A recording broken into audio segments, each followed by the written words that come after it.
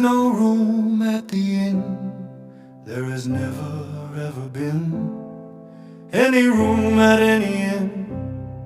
Why that is no one can say, now that God has gone away. If you carry living light, the world is not a friendly place.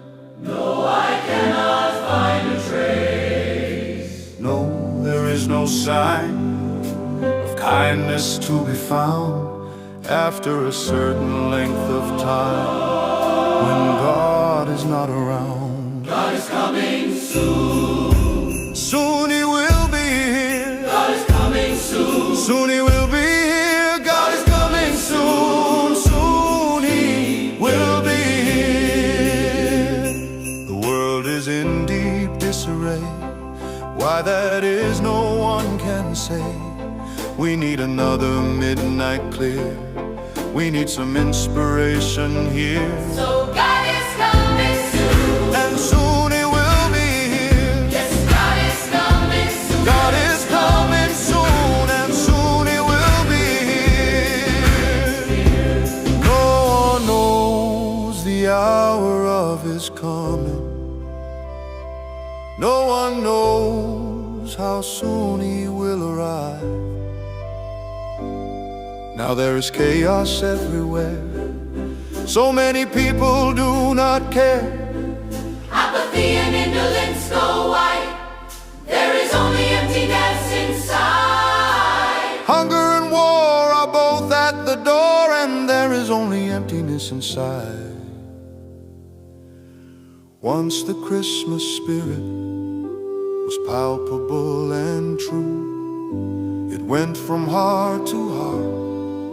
You felt His love in you. There was this need to share. You felt it everywhere. Friends and family would sing songs of unity. God is coming soon. Soon He will be here. God is coming soon. Soon He will be here. God is coming soon. Soon He will be here. The shops are filled with useless things, but where's the joy the Spirit brings? Strangers' eyes are hard and cold. Corrupt traditions have grown old. We need a new infusion of happiness and trust. We need the deeper meaning it once lived in us, Lord. This world is falling down. Love and peace have both left town. God is coming soon. Soon He will be here. God is coming soon. Soon He will be here. God is coming soon. Soon He will be here. I know that God will come. I feel it in my heart. He will fix what's broken, bring a brand new start. He comes when we grow desperate, when all hope has fled. He will make us safe again. I remember what He said. I will come again. He said, I will come again. I will leave the Comforter Till I come again. Look unto the hills. He will rise like the sun. Soon He will be here again and heal everyone. God is coming soon. Soon He will be here. God is coming soon. Soon He will be here. God is coming soon. Soon He will be here.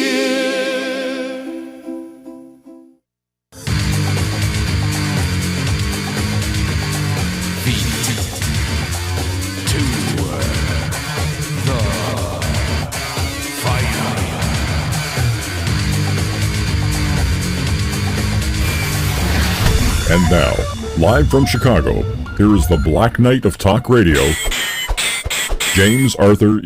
All right. Cut him off. We're back and we're live, feet to the fire. Hey, there's a lot of stuff going on here. It is, next week will be starting my 23rd year of doing this show, starting out back in internet radio, back in its infancy. Before there was such thing as a podcast, there was Feet to the Fire Radio. And in 2008, I had a guest for the first time, and he has been on this show a gazillion times, and I still have everything we've ever done up on the web. So if anybody's interested in vintage Visible, I do have it. And tonight we have with us for New Year's Eve and for a look at the coming New Year, also a talk of his hiatus, we have Les Vivble live. And welcome to the show, Les. It is it is a pleasure to be here. So, I don't know. There's a lot of stuff going on in the world. It's Christmas and New Year's. There's all kinds of things to talk about. But, you know, it seems to me the biggest thing is the upcoming hiatus. That's kind of mysterious. I don't know if you're going to wait till tomorrow to your last blog for a while to talk about it, but I thought I would just bring the elephant up first, and then we can go from there. That's not a problem. Here's the deal. For 4 years now, I haven't missed a single blog post. 5 times a week, I put them up. And for the whole of last year, I put up an original song 5 days a week for an entire year. Most of them written just before I got put up. I don't know what kind of a statement I was trying to make, but apparently I was guided in doing this because some of it came out really well. And I thought, you know, you can't just keep doing something over and over again. There's time to take reflection. There's a time when you got to sit back and you got to think. And also, I have been led to believe, I have been informed, and I do believe that the world is going to undergo some incredible transformations very soon. And, you know, when you look at the world, if you're up close or you're right up on it, you can't see it very well, and it doesn't make sense because you're just getting a screen capture in a small moment in time. However, if you can step back, and when I say step back, you don't even have to step back physically, you just detach. The more and more you can detach from what you're looking at, the more it comes into focus. And my experience with actually practicing that has been that all kinds of chaos of a certain order starts to break out at specific periods of time prior to these transformations, and they're all happening. Things are happening in the world, like with Candace Owens exposing the TPUSA assassination, which they're still trying to pin on this guy, Tyler Robinson. Out of nowhere, and come tens of thousands of Israelis and all kinds of other people screaming and yelling at her, saying she needs to be institutionalized and all the rest of this. Why? Because she's got the receipts and she's proven what she has to say. Meanwhile, there's all kinds of other people, Tucker Carlson and others, they're telling the truth. They're getting away with it. This truth is impacting, and through word of mouth, people are talking to other people who are talking to other people, and the awakening is happening. So the awareness of humanity is being raised, and there's nothing the deep state can do to stop it. This is beyond their ken. So the more and more they start to lose control of things they never had control over in the first place, the more the panic sets in, the more the chaos and the confusion comes, and then comes the clarity. It's like the storm and then a calm after and before the storm, or the darkness just before dawn. That's what we're dealing with here. And I'm kind of encouraged by the falling of the Berlin Wall as kind of a model of what we're talking about, because I mean, the people would try to get out from behind that wall and they would be shot dead. I mean, men, women, children, didn't matter. And then it's just one day, all of a sudden, people walked through and there was like a confusion and chaos amongst all the soldiers. I mean, do we fire? They couldn't communicate, and it just fizzled. I mean, the whole thing just kind of fizzled down. And I don't know, I'm kind of hoping that a lot of this bluster and all this stuff kind of follows that same model, if you will. That's an extremely accurate presentation you just put there. Because the same way, inexplicably, these things are going to start to happen. And suddenly the world is going to be set free of the delusional mystique, this spell that has been cast over the mind of humanity by these people through many sophisticated mediums. One is technological, many others are occult, as they work through the subconscious of humanity, and they broadcast from these towers of darkness at these hellish locations, and it comes into the common mind of humanity.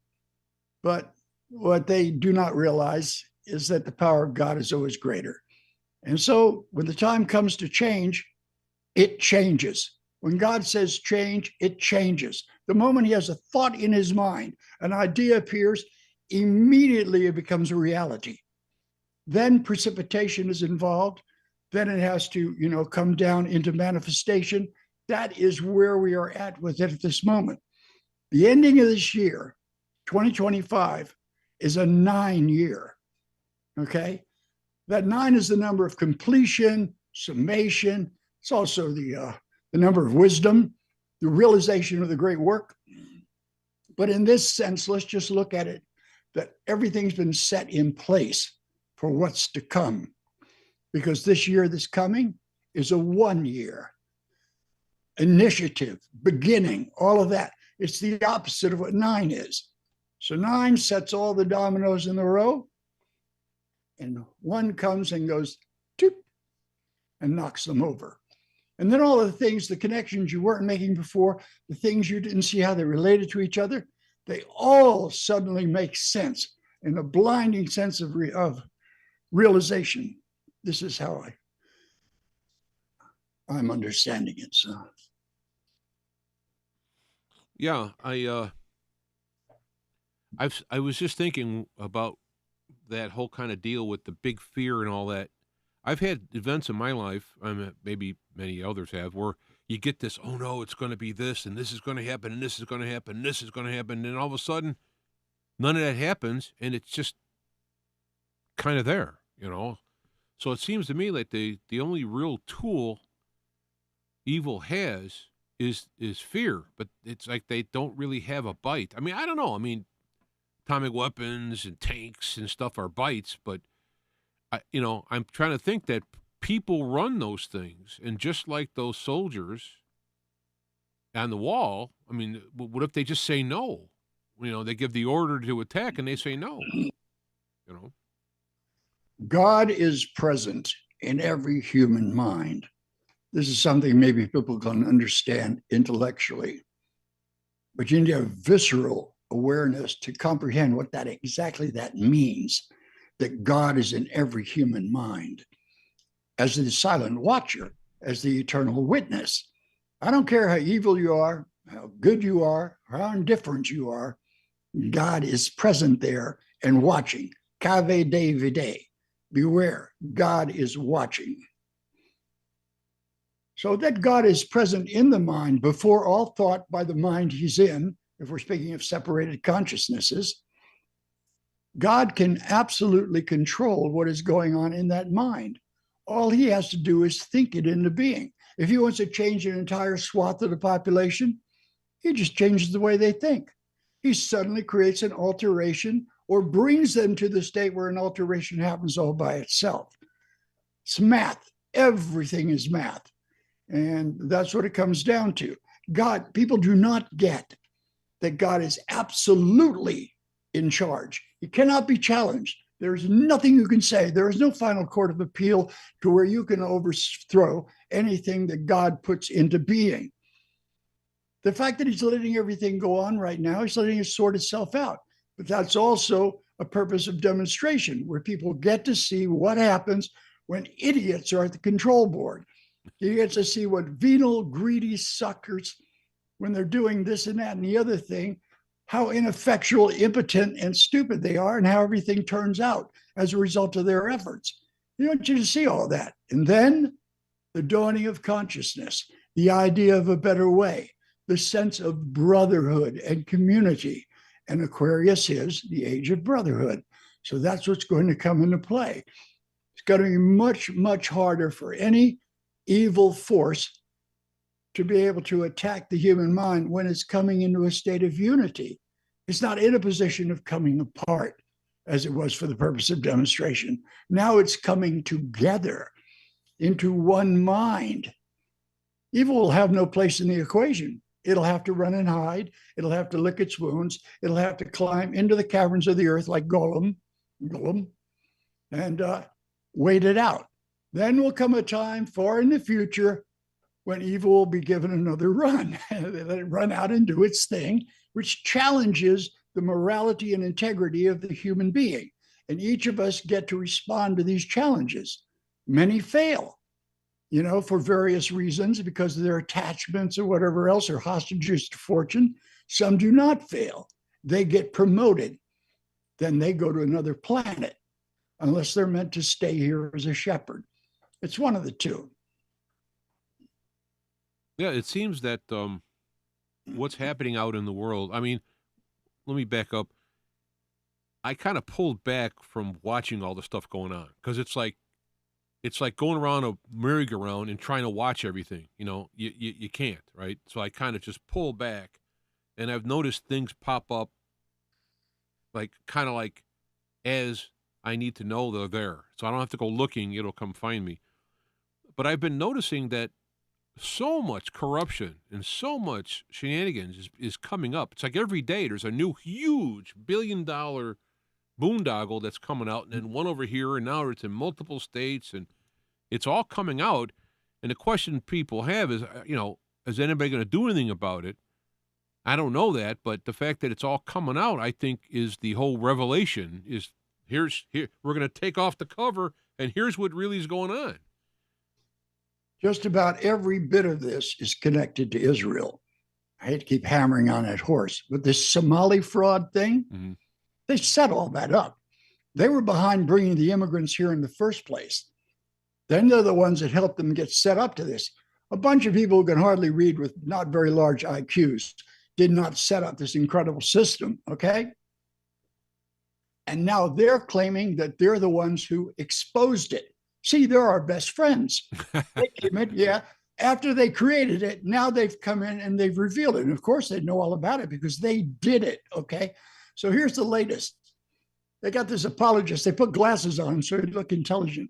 And he comes in front of the cameras and goes, well, sorry to mention, but somebody broke into their daycare center and stole all their records. So then, what are you going to prove now? Well, the police showed up, and it turns out the break-in happened from the inside. The cuts in the wall and everything. Yeah. They had to. So I mean, this is the kind of thing that you were talking about there. It gets exposed. It all gets revealed. They can't help themselves. They do the wrong thing. They got away with a lot of things because at the time, the spell everyone was under precluded their being able to see it. You can't see it because of the spell, but the spell's being lifted. And as a result, now you can't hide it from people anymore. They see it. So now these people are scrambling. Man, the way they are panicking behind the scenes right now is really intense. They're really losing it. They don't know what to do. Well, there isn't anything they can do. So eventually they'll realize they have to run off the ship.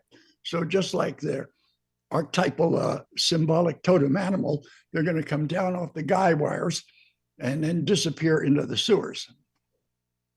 Yeah, literally, metaphorically, as you please. As you know, I've been a big studying on Jesus, what he talks about in the Bible and all that stuff, but the Jesus part of it. And stuff you're saying about going underground and hiding, when it talks about the return of the Son of Man, people are going to cry out, "Mountain, fall on me to hide me from him." And it's like when you say this stuff just pops in my head, and it just shows that it's a universal thing. It's not like one niche or what have you. And I always wondered, I go, how could they mountain fall on him and hide him? Wouldn't they die? But this is where you get into the spiritual realm and beyond that. So it's pretty fascinating, and I have hope. I have hope that we'll actually see some of this stuff happening. I mean, the return. I'd love to see that. I mean, some people have metaphorically said, well, the return is going to be in your heart and all that. And I'm not saying that's not true, but I'd like to see. I would really like to see the Son of Man, boom, pop up and said, "Here I am." That would be really something cool to see. Well, the good news is it will be that who is who it is. It's always the same person. It's Jesus Christ, or to call himself something else 2,000 years before that or 2,000 years before that. It's always the same person. When he arrives, he will be the fulfillment of the scripture of each religion. Everyone will see him as that. And you will be able to see him within the context of how you believe and understand him. Mm-hmm. Whatever's resident in your heart is going to manifest as your external vision, or internal vision, as you prefer. That's what's going to happen. As you believe, so is it done unto you. Mm-hmm. As you believe, so what you see will be what is realized. And that also applies to the people who are worshiping evil. They're going to get, their butt kicked, so to speak, by the evil. There where your treasures are, so your heart is also. And say, eat, drink, and be merry, for tomorrow we die, and all of those various things. There are people that live for the moment. They live to pleasure themselves with carnal enjoyments, and no one stops them. And in fact, they've got it publicized now in such a way they got the whole world doing it. It's a big golden corral for everybody. And but you can't get it from eating. You can't get it from drinking. You can't snort it. You can't do any of these things. It won't take you there. I personally found this out, so I know it for a fact.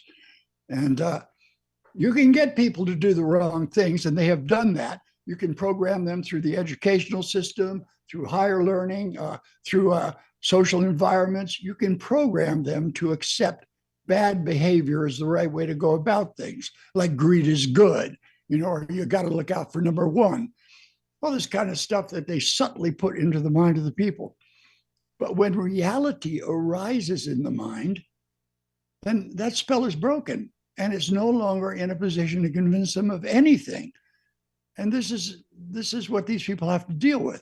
I mean, they stole a certain amount of knowledge from heaven, okay? And they got into these groups like Masons and false Rosicrucians and the rest of it, and they got some idea of the little tactics and techniques. So I started practicing, but some of them worked, okay? But that's well below the level of the light magic that comes from the avatar, from the sun. That sun is the sun. The sun in the sky is a material representation of the avatar. And they have said through all the different scriptures that he comes from the sun. He descends from the sun. He is clothed in light. Well, that's an involved area, so I'm not going to start trying to detail that. Besides, it's explained differently through different traditions. For instance, in China, dragons are good fortune, their wisdom, their power, and it's a positive thing. But in the West, dragons are greed, corruption, sin, the devil. It's just a force. But you're labeling it, how you label and identify it is what it becomes to you. This is why I don't know is the best mantra you can have. If you bring yourself to I don't know, then you can be informed. God's in a position to tell you your bucket isn't full of all kinds of nonsense. You've emptied out the nonsense from your bucket, and now God can fill it with something else. You're the bucket. So, you just suddenly go, right, everything I thought I knew. This is all presumption. It's all assumptions. This is just what I allow myself to be convinced of. And a lot of time it was through what I like. Other times it was through what I'm repulsed by and afraid of. But none of it was real.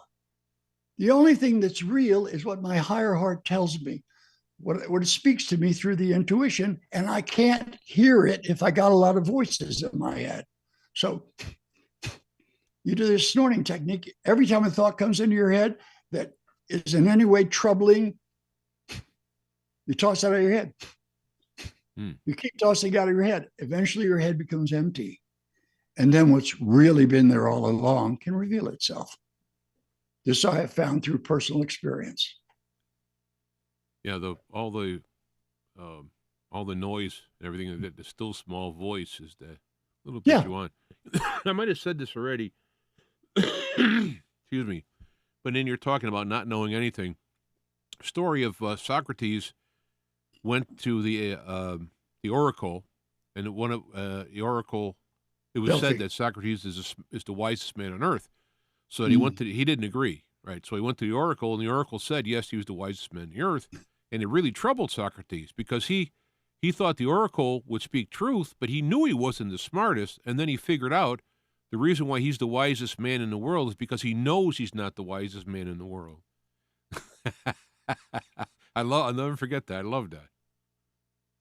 Jesus spoke a great deal about things like that. You know, he would say, when you go to an event, say a large event, which you've been invited to, always take the furthest seat back. Yeah. Always be in the most humble position. Then the host may come and ask you to move further up. Oh, no, you need to come sit over here. But if you're going to presume to take a higher seat, then what is your due? You might be asked to move back. So there's a lot of wisdom in that applies to every level of existence. You know, do you listen to yourself or do you listen to God? Most of us are listening to ourselves. And that self we're listening to has a teacher, and that's the guy down below. So you have to put that aside. You just can't be listening anymore to but only one voice.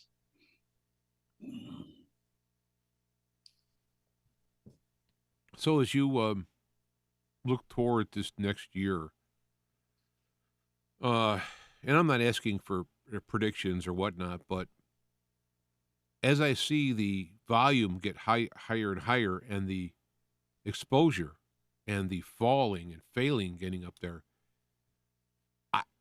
I just can't help but think that this next year is going to be like no other. I mean, it's. Oh, I know. I've had people on the show. I've been doing this 20 some years, right? And I've had people on the show 10 years ago talking about how the fall of the banking system and all that. And, you know, here we are, right? I had a guest on that talked about selling gold because it's going to crash. And here it is, you know, like 7-8 times more than it was back then. But I still think stuff like that's coming. But I'm just kind of wondering how big and bad could things get before it crashes. It's intimidating, I guess, when I look at it on that level. Well, I can't speak to details. That's God's department. Mm-hmm. But I can speak to general conditions. I can speak the atmosphere that's likely. I can tell you right off the bat, the thing that everybody's not paying much attention to are natural calamities and disasters. I don't know if you've noticed what's going on in the Pacific Northwest, but and this, not in the media anywhere, but there's huge, now, whether this is geoengineering or whether it is something else, I wouldn't, I don't know. So that's as much as I can say. But what I can tell you is that when God wants to make a statement and he's got to get people's attention and they don't listen, usually he speaks through nature. Well, he sometimes speaks through social upheaval as well, and the power and force of revolution, which we're going to see some of that. But he speaks through nature. So I would say it's very likely that California is going to get rocked big time this year, and not just all down that coast, all the way up and all the way down. And also the East Coast is going to be getting, there's the Madrid line. There's all these different things that they've been talking about for a long time. And, but things just continue. This is a 1 year. This is the year when things happen, where things that didn't happen before now are going to happen. It's a time of original and unique occurrences, like you say, like a year like no other. The number itself says that about it. Now, as you can see, the influence of the governments over the people is breaking down. They are losing credibility. They weren't much believed in before, but now with Netanyahu in Congress for the 5th time and all of the trained SEALs going like this, and with the governments, the corruption of their leaders and the ignorant actions they're taking against citizens of the country, putting people in jail for speaking their mind. I mean, they've lost the credibility and trust of the people. Subsequently, there are going to be revolutionary acts.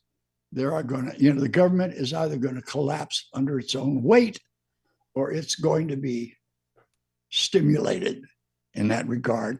And there's going to be, as much as there are going to be changes in land mass and all of the rest of that, there's going to be some big changes in the governments of this world. Also, Israel is determined to attack Iran. Iran is not the Palestinian people, and Iran has a lot of help and friends. And wiser heads may or may not prevail here. And if Israel, which is just, you can't say no to Israel, if they decide they're going to attack Iran, Israel may not exist anymore, which would be a good thing. I just don't get the Iran thing. I mean, it's like we don't have a memory. It's just a matter of months ago. He had this major attack, blew all this stuff up. Okay, it's not, and now we're back to like any day now. We're going to have. I don't get that. How do you keep selling that story? Well, that's just how they are. You got to figure it's in the nature of the beast. And now what are they doing? Just the same thing they did with Iraq. Very soon now, Iran is going to be able to attack America. Very soon now, they will have nuclear power to attack America. Well, not us, but America. They're coming after America. We have intel and information that tells us this. Well, that's a big lie. And Iran has no intention of attacking us or even Israel for that matter. But Tulsi Gabbard, there she is. Tulsi Gabbard and Bobby Kennedy are my two favorite guys doing the job. As soon as they come up with these rumors, she comes out and says no credible evidence. Director of National Intelligence. I'm waiting for her to get some kind of they got to shut her up or whatever. So there's still some, I'm very disappointed with Trump, but there's a couple of shining lights in there. Both Kennedy, what he's doing with the health, and her, I don't know. There are people working within the system, but in the end, none of that really matters. God has decided that things will go a certain way. They're going to go that way. The people who are disposed to supporting that and working for that will be inspired to do the things that assist in that. Those who are resistant of it will be steamrolled. They'll be plowed under. They'll be composted. The will of God is absolute. So it's nice these people are out there working and everything else, but it really comes down to what the Almighty wants. And the Almighty wants change. Why? Because we're going to move to a higher state of consciousness. There's a new root race coming in. This is all a reality. This is spoken of in scriptures going back thousands and thousands of years. In every tradition, they have indications of this, and that's what's going to happen. And Israel, they're going to be exposed. I mean, their criminal nature is being exposed. Their crimes are being exposed. All kinds of things are coming out. I mean, the Holocaust, nobody believes it anymore. I mean, and everywhere you go on X, people are talking about it, and only so many died, and this is crap. And and it is. And so they're losing control of the narrative. That's the one thing they depended on more than anything else. It's why they took over the entertainment business. It's why they took over all publishing, the music business, movies, all these different things, because then they could program the consciousness of humanity and sell them on a narrative. It ain't working anymore. It just ain't working. Why? Because the spell is being broken because of the awakening. The awakening is impacting on every human mind. Some people are resisting it with great intensity, and they're called woke. Others are, wow, there's a lot of that. Well, now as this new year comes in, ba-boom, next stage. It's another stage. It's independent of the stage that brought us there, 2025. This is now the next stage. Things are going to happen. As they say, the joint will be jumping. I mean, you were mentioning before about the nature and all that. In fact, probably one or two shows ago, we talked about the stuff going on in the sun. The sun is even more active than it was. Yeah. You have the earthquakes and so forth that are timed. The sun does this, then boom, an earthquake does it, all this stuff. And it's, I mean, I followed this stuff over my lifetime. I mean, not like crazy, but it doesn't seem like this has ever happened like this before. I mean, this is, to me anyway, looking at it as these types of events. I mean, several supernovas, they've gravity waves coming, and these are cosmic. There was a big cosmic wave explosion that knocked a plane out of the sky because it fried stuff's going on, and I'm sure that those energy patterns are coming in or doing something. They have it's doing something to the system. It's not just like firecrackers going off here and there. There's a energetic purpose to it all. So I'm kind of sitting back and looking at it going like, wow. On the manifest plane, the sun is God. It is the giver of all the life on this planet. Ergo, it is God. And it controls well, except for the geoengineering, it controls all the weather. Okay. Now some will go, oh yeah, what about the moon? The sun controls the moon. Okay. The sun creates the wind. It creates all these different things. It's like the will of God, and it expresses itself through different archetypes like the moon and the different other forces that it sort of morphs into.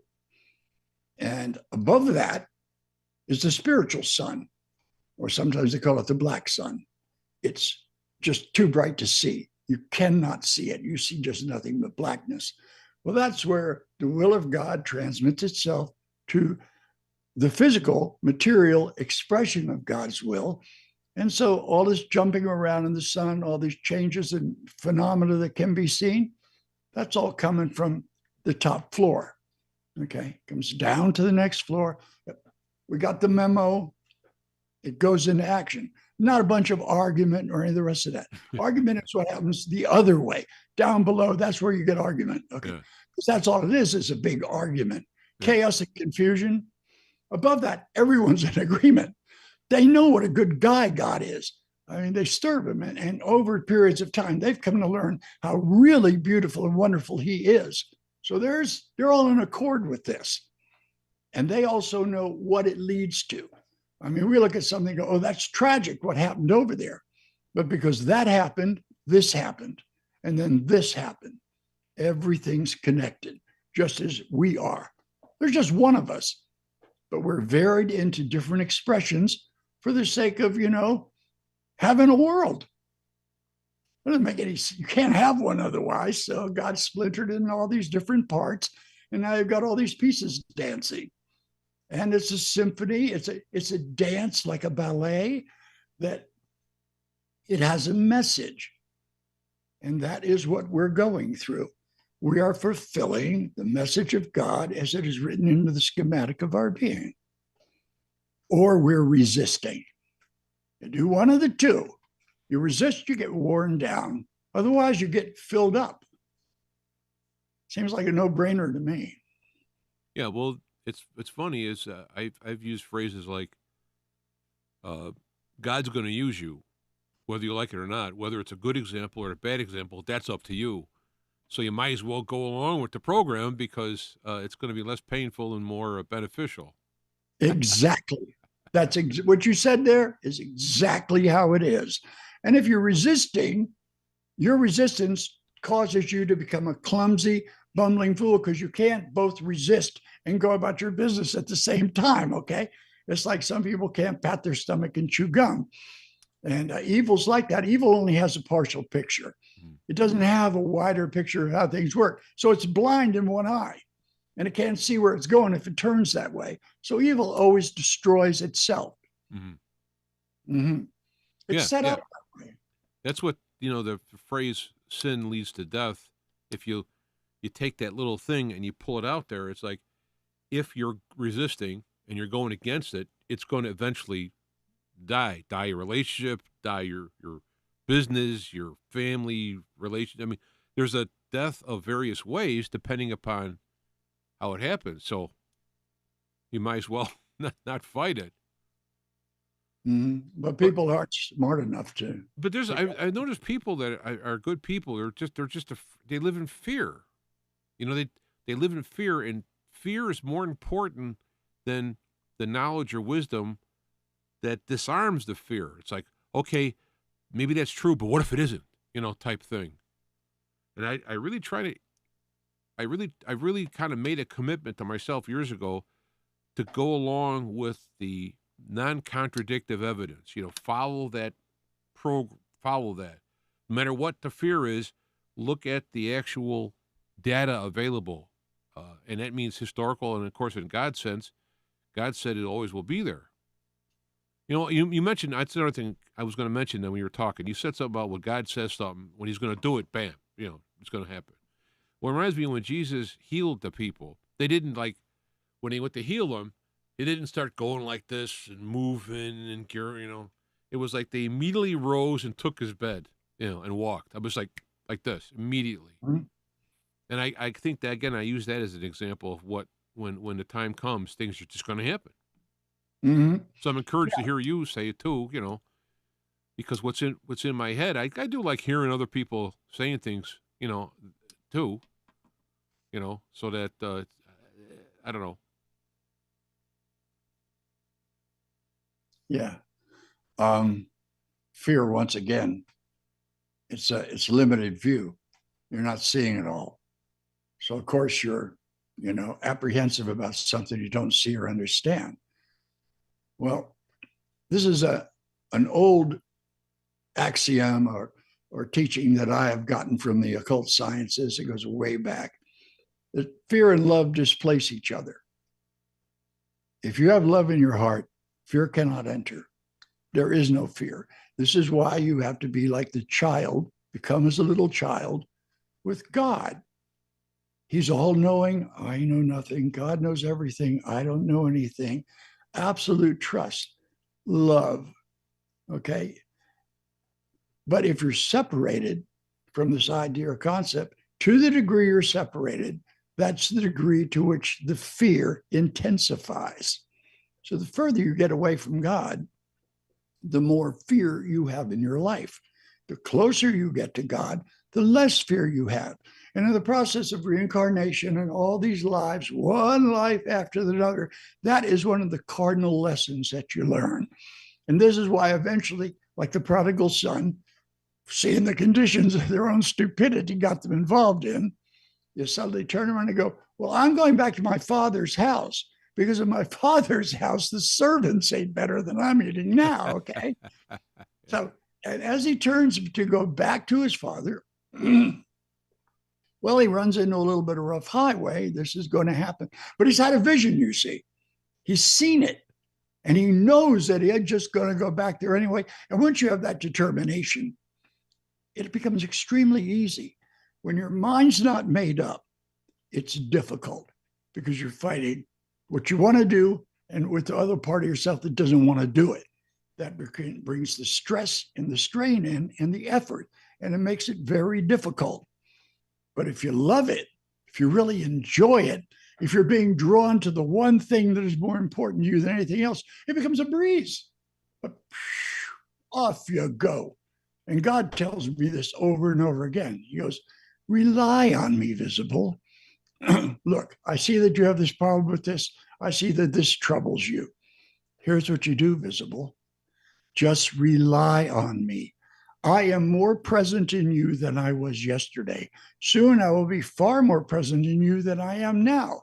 And as my presence comes more and more fully into you, every problem you have is resolved simply through my presence.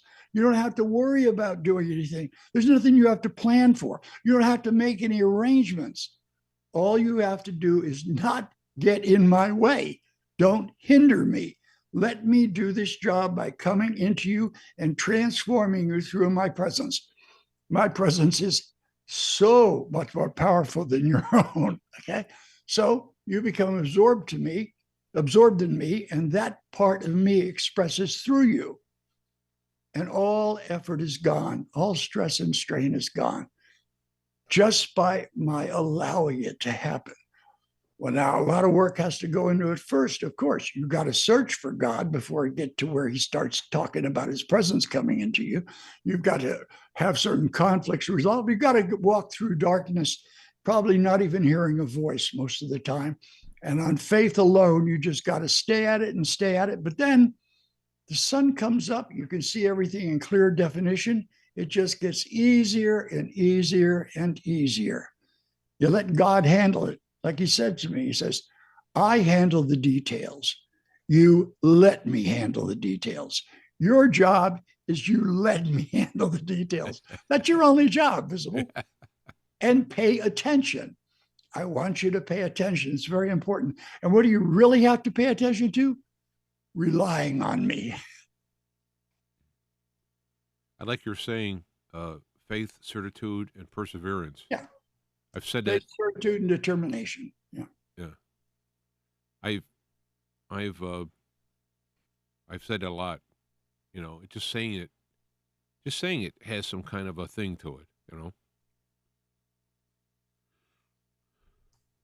Yeah, these are pillars of Islam. They are actual tenets of the faith, archetypes within that actual belief. Now, I haven't got much use for the Islamic religion any more than I do any religion, okay, because it's just full of a lot of spiteful people who want to kill each other. Pretty much what it amounts to. The schisming has gotten to the point where it's like a neighborhood brawl all the time. But the Sufis had some clarity, and they had some really illumined and realized individuals. And so I go there. And with Christianity, I go to the Gnostics or the Essenes, or I go to the I Am movement, or what I consider legitimate expressions of Christianity. I don't have to get involved in arguing with all these sects and the fundamentalists. That's for the people with training wheels on their bike. That's for those people. For me, so I can pick and choose. When I go to Buddhism, I ignore the minutiae. I go to the basic tenets. Same thing with Hinduism, okay? I find incredible truth in every single one. The Bhagavad Gita, I read that every single day. That and the Sutras of Patanjali. Not a day goes by that I do not. And I've read the Bhagavad Gita now, I don't know how many times. And I still am like, whoa, you know, it's a delight and a treat every morning. And so I dabble in every single one of them, but mostly I just sit and listen to what God wants to tell me. And the more I'm willing to listen, the more he's willing to tell me. I still catch myself going and doing it myself. Like, oh, and God goes, now what? You see what happened? That isn't your job. That's not your job, son. That's my job. Look, Visible, this is so hard for you to understand because you had such a difficult life, okay? I mean, I really put you through the ringer. But I had a reason. And will you not admit that where you are is pretty good? I go, you know, Lord, you're absolutely right. He says, well, you had to go through all of that to get here. But as I told you, you've come to the end of what you can do personally. You can't do anymore. And Visible, you found me. I'm here. I'm right here. What else is there? There's nothing left for you to do. Just let me take it the rest of the way. Okay? You did what was necessary. There's no more for you to do. It's like, in a way, you have the boy named Sue thing here. Yeah, right. You know, so when you have this stuff happen, you know, it ends up exactly being a building block for. It seems like it's not a question of. It's not winning or losing; it's choosing. It's kind of like choosing the path if you go along with it. Now, I've not gone along with it a lot, and I have the bruises to, to prove it.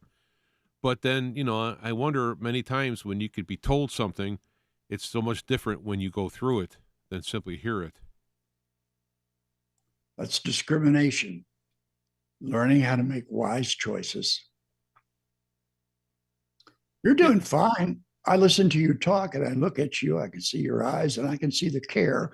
I see you're careworn. But I can also see there's this faith in you that's just, nothing's going to mess with that. And anything it tries is just going to make it stronger. So, you kind of got that. It's a little uncertain here and there with this and that. And you can't figure out why did I get this laid on me when, I da. But there's another part of you that goes just a little further up the head. This, it's all going to get sorted out. And I'll be glad, that I held on and did the right thing. Mm. I used to tell myself, and I did all kinds of awful jobs in my life. And I worked in a lot of kitchens. And I owned a couple of restaurants too. But anyway, I would always tell myself, I'm in the music business. I'm in the music business. That's what I'm doing. Well, I was in the God business, really. But my point was, everything I was doing was connected to what I wanted to be doing. So I shouldn't need to concern myself about it. And eventually it did turn out like that too. I just kept doing whatever things came to me that were necessary to do. And then it got better and better and better. And now I got to tell you, my life is idyllic. It's absolutely idyllic. I can't think of anything that troubles me. I mean, every now and then I have people yell at me. There's this website in England called The Truth Seeker. And it's got a bunch of like old curmudgeons there, and they're all anonymous, and they just love screaming at people, no matter what they say, and everybody's a fraud. Everybody's a liar. What a terrible way to live, or a mindset you have. And, I hear it, and I try to talk with these people, but it's like trying to talk to a barking dog. It is not going to happen. And that's about as far as it gets to ever being like a distress for me. And I never even think about that. Okay. It just comes up on rare occasions. So that's how much problem I have in my life. There just really aren't any, because God's in charge. I want problems, I'll go out and start acting on my own. I'll have problems. Yeah. Yeah. I mean, hindsight, I've seen some of the stuff I've did, and I had justification. Like, okay, I understand why I did it. I get it, but I should have done that. So I'm able to go back and rather just say to myself, you idiot, I understand the whole packaging of why I did it and the reasoning for it and all that stuff. And so I get encouraged when I do that kind of stuff. I get encouraged where I can see where I've come from, where I am, but I am concerned with what's coming up the ride. I you know what? Speaking of a Bible thing, Isaiah, I remember when the Babylon came in and destroyed Israel, killed all the teachers and leaders, took the women and children away, and Isaiah was spared because he was in prison. He got thrown in prison, so they didn't know he was there, and he ended up getting spared. So I keep thinking of that. When something bad happens, it's like it could still keep you from something worse. Oh yeah, what's that old a tale about the bird and the cat and the shit? The horse goes by and it shits on this bird, and so it's in the shit, but it starts crying out, and the cat hears it. So sometimes when you're covered with shit, it's not a bad place to be. If you start whining and complaining about it, you're going to draw the predator. Yeah. Well, I have a mixture of encouragement and it's like you're waiting for things to start. You're in that position. I have encouragement. I have things are working out, but it's like I want something that gets started, but then, I don't want it to get started because it's going to get messy. I'm in that kind of position there. I don't know how to say it, and that's kind of where I'm at, looking at the world of things. The biggest problem that all of us have is our degree of self-control. Okay. And a lot of people don't even know what that means, self-control, because they got poor impulse control. They're driven by instinct. They like this, they don't like that. That's their entire world, okay? But when you can get some command over yourself, when you can literally tell your emotions to shut up, when you can tell your mind to shut up and empty the thoughts, and there's ways to just kick all the thoughts out of your head. It can be done. Once you get to this place, you start going through these levels of rarefication, and you become more and more detached by the conflicts and the hard knocks of existence. Those don't apply to you anymore because you've got the self-control, and control does not have to be impressed on you from outside. You don't need external authority to shape you up, okay? You're already doing it from within. So you become more and more free of the punishments. That life's filled with punishments. You see people everywhere that are going through these like crazy scenarios because they keep insisting that what they think is real, and it's not. You have to let it all go. And first thing you do is you take command of your reactive self. Your emotions react. You see this, you see that, you know, and they're controlling you. Your thoughts, the same kind of thing. Thoughts come in and go, you read something in the news, you see this, you don't like it. You see that, you like it. You know, and you live in a world of all these dueling opposites. But when you can close down the infrastructure that's reacting to everything that's going on around you, you get in a peaceful state. And how do you gain control out of yourself? You get balance, okay? You don't swing to extremes in any regard. You just sink deeper and deeper into the central space, which with God, that's where everything proceeds from. And if you get into the same position as God is in, because God does express through human form, you become free. You don't run into all these this chaos and confusion anymore. It just doesn't happen to you. It's like martial arts. I studied the martial arts for a long time, and I had good reason to do so. And but I got to a point with it where I understood there's this defensive thing that you have. So anyone who's coming at you with aggression, it's possible to completely disarm them before they get to you.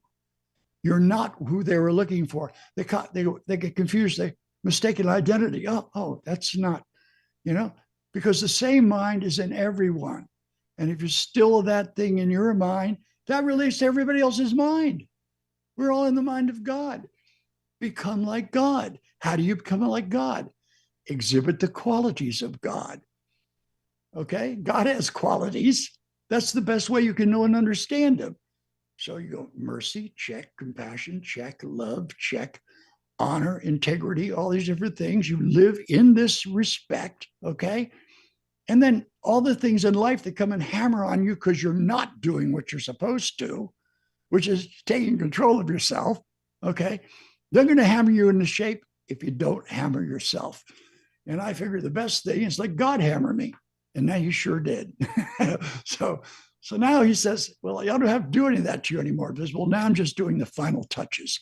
You know, I pretty much got it shaped. So I take my chisel and I knock a little here and I knock a little over there. And you're going to be real tip-top fine shortly.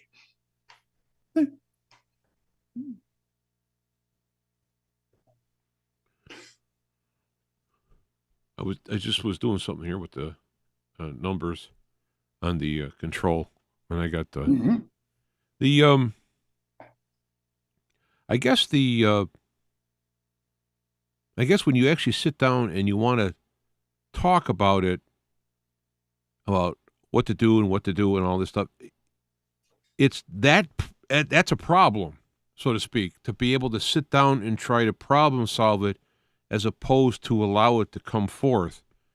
And I know for myself, music is a great way to like let things through. Some songs will just, I'll just start weeping, you know, everything from just getting kind of choked up to actually weeping.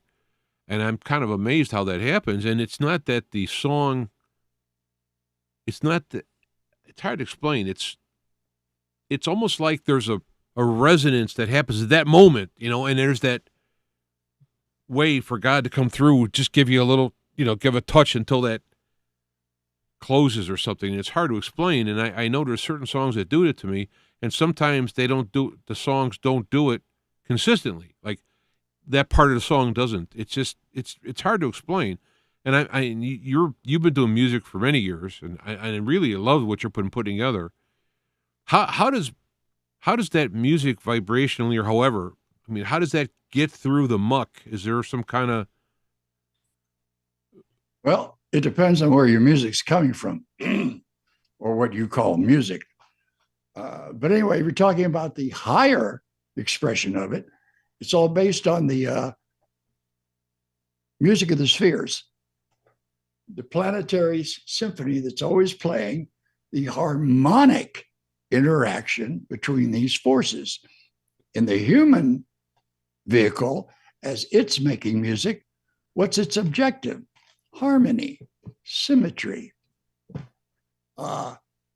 synchronicity, continuity, all of these things that come together to create an atmosphere of expression. And then it really depends, because some people write some very sad songs, okay? And it really depends on how much integrity is in you as a person to the kind of music that comes out of you, okay? If your well is polluted, you're going to get polluted music. The thing is to get it's like the pump handle. If you haven't used a pump for a while, and this is how inspiration works, by the way, and you go out and you grab the pump handle, you just start going like this, and nothing happens. Nothing comes out. And a lot of people probably just walk away at that point. Just keep doing it, and then this dirty brown water comes out. And you just keep letting it run, and eventually you get this clear, crystalline water. And this is a metaphor for exactly what happens in life. You've got to clear out the crap that's in you before you can expose what's real. It's like you had this really nice apartment. It was a minimalist kind of thing. It was all set up in a certain way. And then you kept buying stuff and bringing it home, and you filled the place up like an attic. And you can't even find what the original atmosphere was. You got to clear the place out and go back to the basic of what you are as a human being. And part of that is just stop reacting to other people. Just don't react. Like I said, you don't have to like everybody, but you got to be like God and love everyone. And eventually, because they're all you, they just don't know any better. But if you focus on their negative aspects, then that's what you're going to get. And that's the kind of music you're going to get. But really, to answer your situation in a much simpler form, harmony. It's about harmony. It's about taking diverse aspects of things. Like if you're in a relationship with people, you're having trouble with your father, you're having trouble with your mother, you're in a fight with one of your brothers or your neighbor, okay? Well, there's a lot of ways to finesse that so you don't have it anymore. And one of the first ways is to take the lesser part of the bargain. Stop arguing about anything. Just no longer have a position on it at all. They'll tire out in no time. Without the resistance that empowers them, they don't have any energy to come at you. And you see this with certain spiritual teachers. You come into their presence, you might have had all kinds of things in your head, and all of a sudden you don't think of anything anymore. You're just in this like state of like love and harmony and peace. It just is overwhelming. That's because they stopped reacting to things after a while, and they started cultivating things. They let the love grow in them. It started as a small little plant. They nourished it with their attention. They spent time on it. It got strong and big, and then even the biggest wind couldn't blow it down anymore. And all of these virtues and qualities that are expressions of God are all in us in latent seed form. We have to be good gardeners. We have to water and weed and put the water on them, and don't pay attention to that other stuff. Because we all have this astrological associations where we attract automatically certain forms of difficulty. The person over here has got a different kind of schematic. He's going to attract different kinds of difficulties. You got to be able to recognize this thing because it keeps coming over and over. It's been coming for years, okay? So you just stop reacting. Just don't give it any more juice. And it'll just wander away confused, or, it won't have the energy. Yeah, I mean, I could see the word resonance working on both ways. If you have a resonance that if you There. build the wave, it gets bigger and bigger. But if you don't have the resonance with the wave, that dissonance, I guess the word would be, the wave will diminish because it can't build. And likewise, the peace can be done with resonance as well. Well, you're still talking about you, and there isn't one. See, you're talking about things that you do. I do this. Or if I do this, then I'm going to make the. You can't do any of that. You got to stop all of that and let God do it. You just stay like resonance, stay in resonance with God. Think upon God. Say, I know you're going to inspire me, whatever's coming up. And God will go, okay. And he'll start sending you some ideas and this and that and the other thing. And we just don't do anything. Everything we're doing gets us in trouble.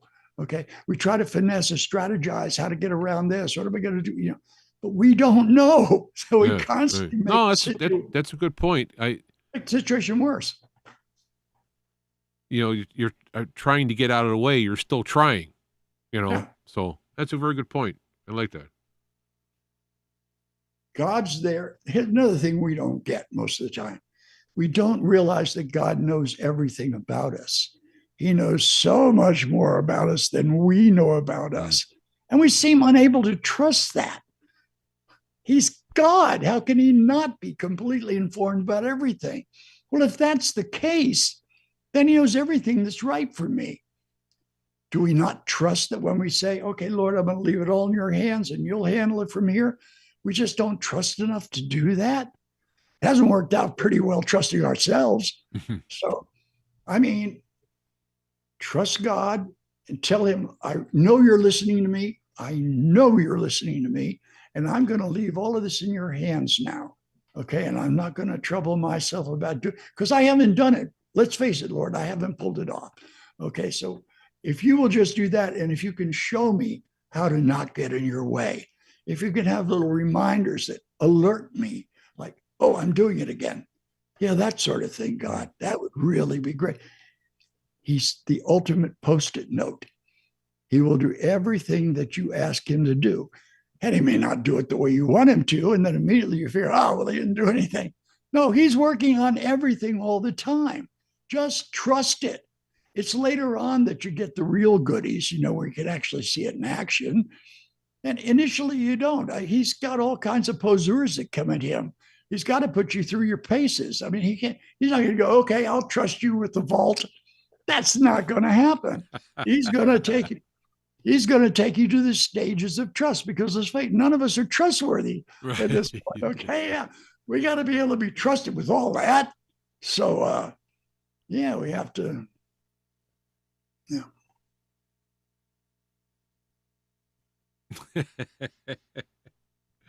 Yeah, I could. That's funny. I like that. You think I'm going to trust you with the ball?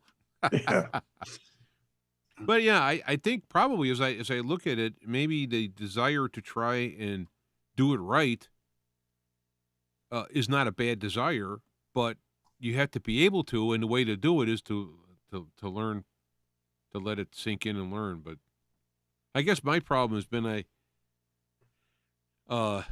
my reaction my is to my reaction is to do. I'm Aries, all kinds of Aries in my signs front. And so my thing is boom, right? So what I've tried to do myself is get that space in there.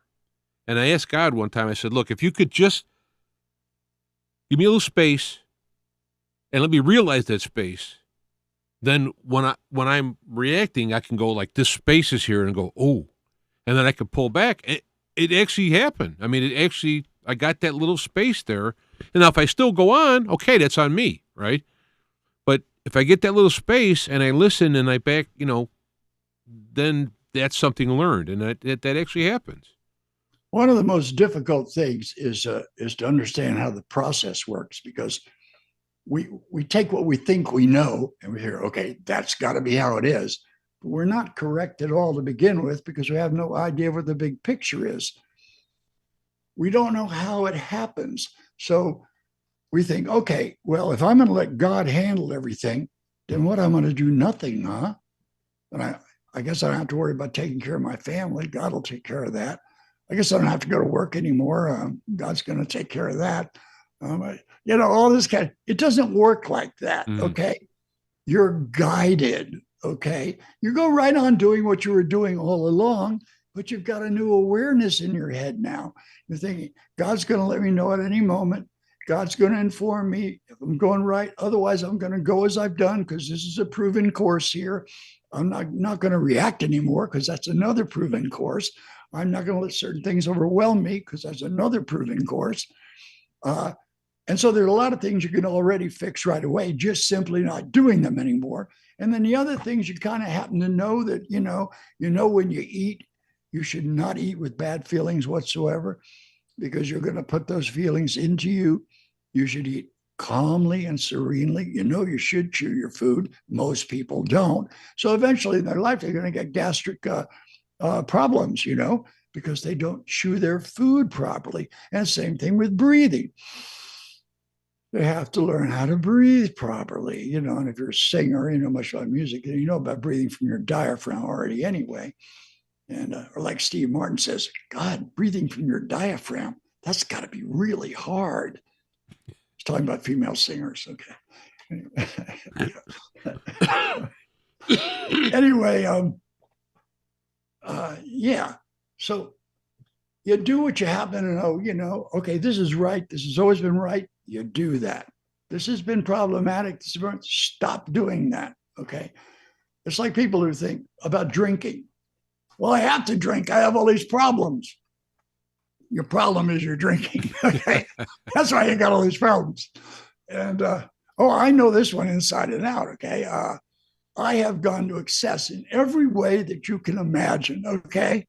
And, it's tiresome now. I got nothing for it. I like being alone. I like being because I spend my time with God. I'm getting to spend all my time with God now, no matter what I'm doing. And this is the most delightful and wonderful thing because he's the best companion you can have. He's so friendly. He's so playful. You can't get him down. Okay. He's optimism itself, and he's filled with love. It's overwhelming. It's like ocean combers coming in. And then there's the ocean. He's never going to run out of love. And he's never going to run out of forgiveness and compassion. So you just go to him with your broken, tired self and you say, Lord, could you kind of get me shipshape, please? And I'll stop hammering on the boards. And maybe we'll wait for the architect to come in. That's you too, right, Lord? Okay, good. Yeah. Yeah, that's what it comes down to is let go and let God. That's that saying that you hear a lot. And it's very good that you brought up about people saying, well, I'll let God take care of my family or whatever. It's like as you go. When I did studying on the New Testament, the Christians talk about Jesus saying, go teach all nations, making them baptizing them and making them disciples. But linguistically, if you look at it, the way you could translate that literally, correctly, whatever is, as you go. So I always took that as you go through life, all these principles and all these things, you carry them with you. You live through them. It's the air you breathe. You don't have to go be a missionary, let's say. You have to live out what those principles are as you go through life. And you could be this or that. It's how you do everything and how you react with people. So I've thought about that. I always think as I go, I'm going to go with God. Live by example. Yeah. If you're doing anything right, people will notice. Okay. I was in the Baptist church a while, and they wanted to go knock on doors and that. I can't tell you how that bothered me inside, Mm-hmm. And I always thought because I was nervous or it was like the devil or something like that. And it's just wrong. I think when people found Jesus, he wasn't knocking on their door saying, hey, how you doing? I'm Jesus. He was just going out doing his thing and it attracted people, So that's the kind of That's the kind of stuff that I've been thinking on. I tell you, it's a lot easier going through life like that than it is trying to, plan how to do it. It all comes down to the misinterpretation of the good news, spreading the good news. Mm-hmm. You just really want everybody. Have you heard the good news? Yeah. I always thought that was an interesting phrase, and I think it was intentional because the good news is going to be whatever people say the good news is. It's kind of like, depending upon what you are, your views and your view of good news is going to be based on in yourself. And to me, I think the good news that Jesus was bringing, it, God loves you and he's here. God's everywhere, never left you. He's always here.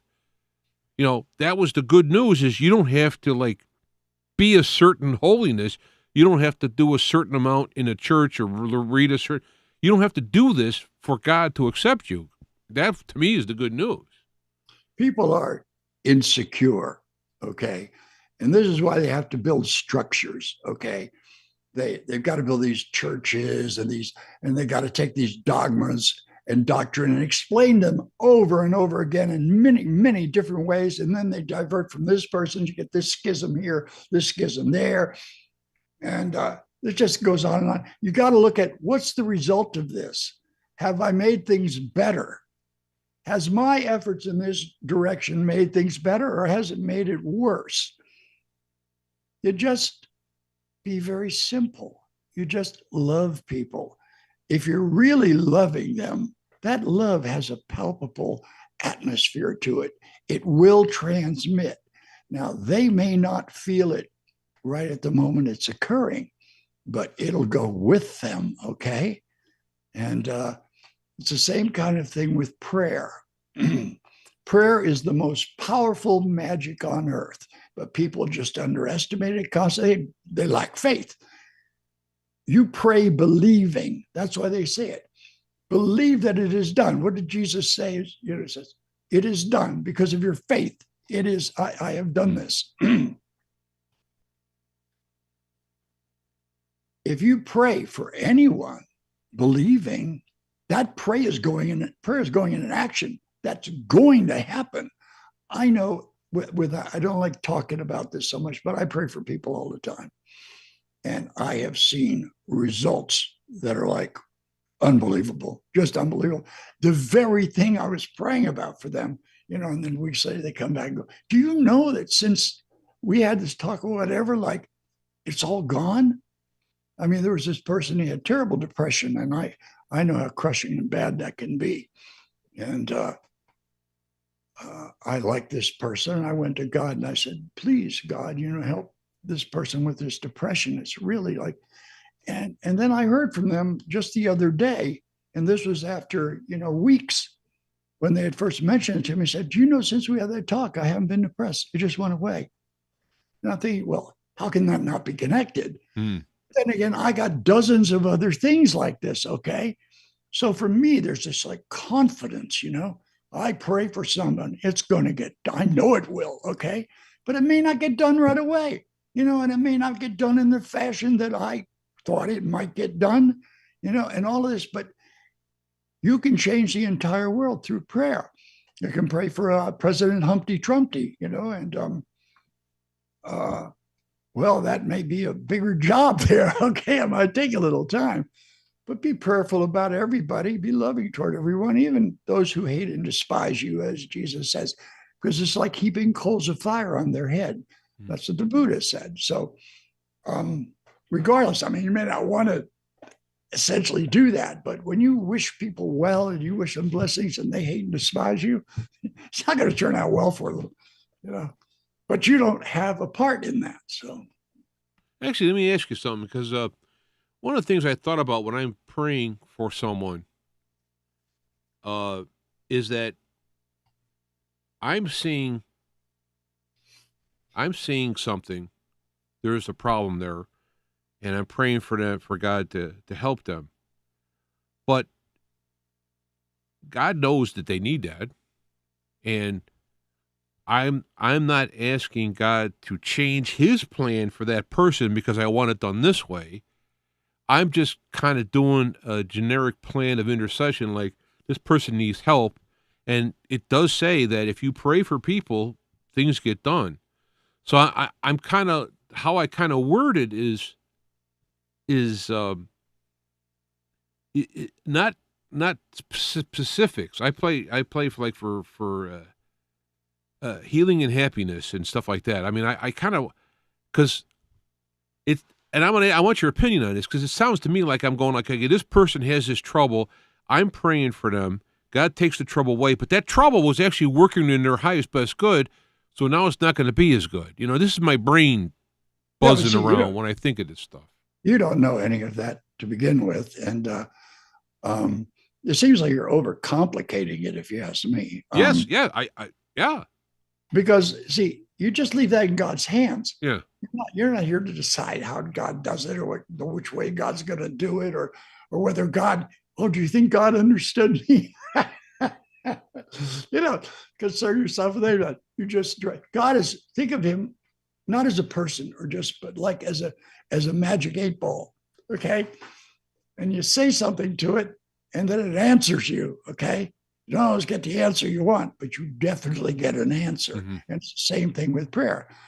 And I always, when I pray, I say, Lord, if it be your will. Yeah. Okay. To answer that thing about whether or not they were doing well with the problem and all, and it was helping them.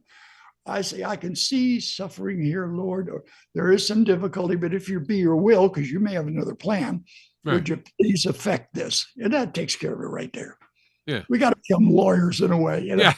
I know. I mean, but I'm just being open about it. I'd like to get, because these are things that happen. I can't be the only person who's ever done that. So I'm just thinking that I wanted to find out. And that's true, as your will. I mean, even Jesus prayed to take away and Garden Gethsemane, but not my will, not thy will. So, I mean, I kind of use that. Okay. All right. Well, that's good. Well, we're getting close. So, do you want to kind of look forward and say something and, I don't know, give encourage people in the upcoming times while you're on your hiatus of what's coming and, I don't know, kind of in a closing benediction, if you will? Well, I don't see where I'm any kind of a factor in it in the first place. I mean, I'm a vehicle. And to the extent that I can get out of the way, God can communicate through me and to me. And where it's effective, that's good. If it's not effective or it doesn't apply to people when they hear it, they should just forget about it, because it may not be for them. It may be for somebody else. A lot of things are specialized and have to do only with certain groups of people.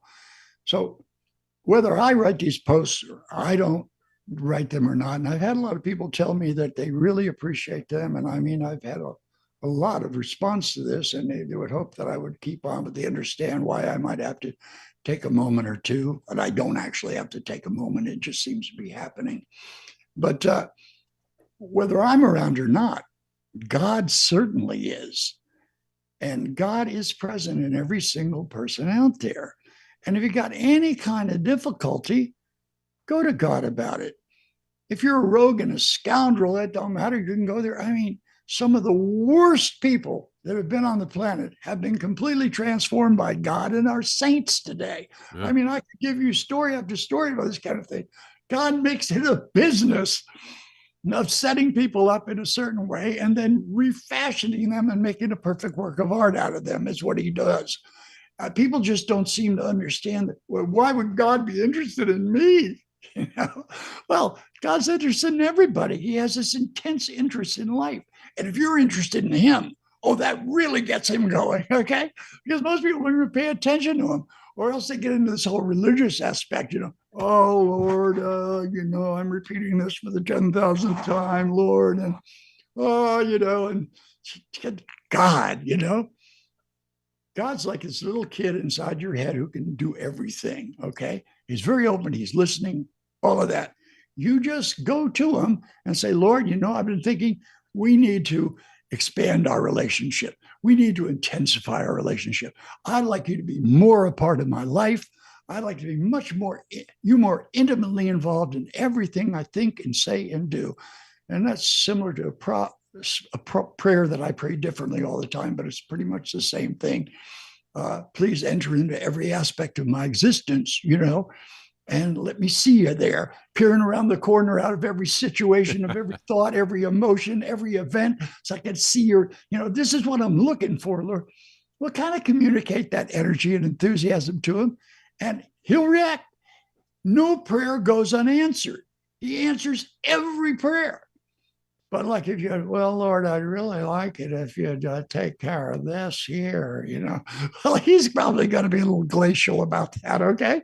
I mean, he responds to the level of your enthusiasm, okay? Which is where pray believing comes in, If you're enthusiasm, you see some of these preachers on stage, they tumble to this, okay? Hallelujah, they know that this they may be complete Elmer Gantries and frauds, okay, but they understand how the system works.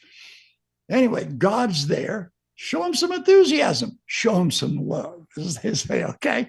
And he'll give you some joy. He always responds. He's absolutely dependable. He's everything you're not, okay, but hope to be, The more he gets into your life, the more he's going to make you a shining example of what he can do, because God's a can-do kind of a guy, And there ain't nothing he can't do. I mean, nothing. Yeah, that's very good. I like that. The positive relationship rather than the worry and so on and so on. Yeah, and I've been both, and I could see that. I'm glad that I like that. I'm glad you said that, because that's going to stick with me. Do you know how people get old? What makes them old and gray and tired? They lose their enthusiasm. Their childhood, childlike nature has just gone away. Yeah. It's not time for God to recycle them, right? So anyway, that's all still there. If you show that enthusiasm, God will revitalize you, will rejuvenate you. He'll fill you with the energy of existence. It doesn't matter what age you're at. He can turn you into a 12-year-old boy like that if he wants to. And he's done that kind of thing before, believe me, okay? There are many examples of that as well. So just, include him in your life. You get closer to the river of vitality that runs in and through all of us. But age has caused it to close down somewhat, okay? It's a natural phenomena. And you don't want to be this way anymore. You want to be new and vitalized and young and everlasting. God will do it. I mean, it might kill you first a couple of times. Who knows? He might put you through, but he will do it. But I've seen people who were quite aged with that kind of spirit. I mean, It's true. It's true. The heart is really where the age comes in. I think the spirit, like you're saying, the vital, good stuff. Les, of course. It's always good to see you. And after you hiatus for a while, give us, come back. You want to come back? Let me know. I always have a open door for you. I'd love to talk to you. People love to watch you, listen to you. I'll let you know ahead of time, and then maybe we can schedule another talk like this right around the same time when I come back. Yeah, and hopefully I could actually schedule things that happen. But the world around me is very dynamic. Okay, but one way or another, we do get to it. Okay. Yeah. There's rumbles here and there, but so what? Yeah. Right. Again, God bless you. Thank you for your work and stuff. And it's going to be a year. It's going to be an action year, no question about it. So it's good seeing you, and God bless. We'll talk to you again. God bless you. God bless everybody watching and listening. May God awaken in your heart and fill your life with his creativity and his joy. Yes, indeed. Amen.